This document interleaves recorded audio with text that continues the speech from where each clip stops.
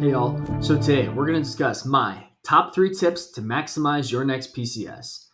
Tip number 1 is to have a plan. I know, it's very intuitive.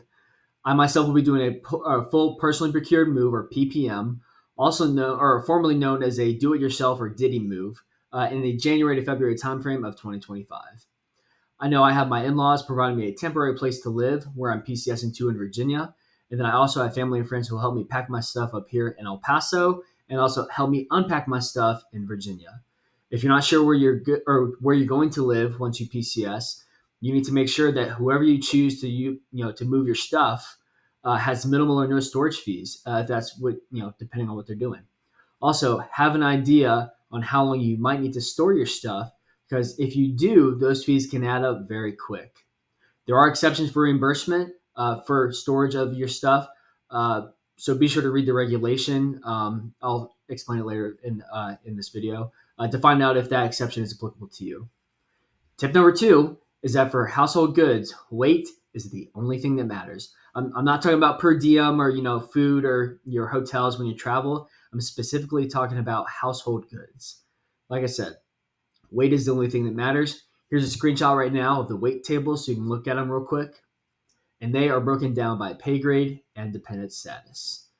You can have multiple vehicles if you choose to while moving. So if you have a moving truck and your own truck, and you can weigh those, and as long as your weight doesn't bust your pay table, you're good. But if you don't have your weight tickets, hey man, kiss that reimbursement goodbye. It's going to be very challenging to get that move reimbursed.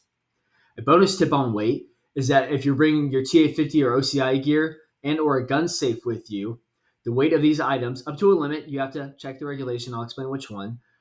Those weights do not count against your previously shown weight maximums. So actually, you can add that on top of your weight. So for example, my maximum weight is 13,500 pounds. So I can add this additional weight on top of that, as long as it doesn't exceed a total of 18,000 pounds. Now, like I said, there are certain conditions that need to be met.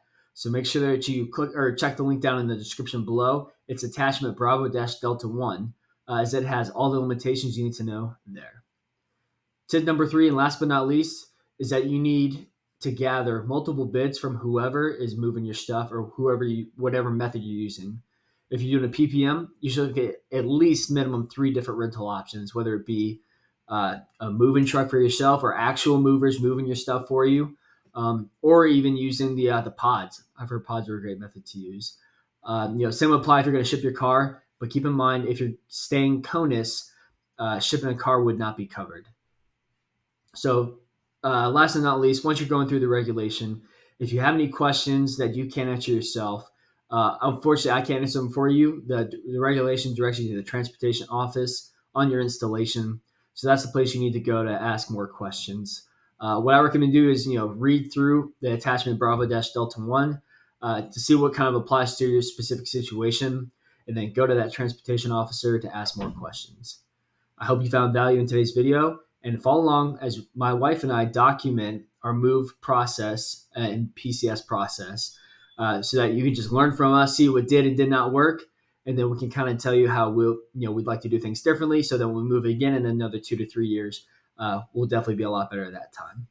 I love each and every one of you, and I hope you all have a great week.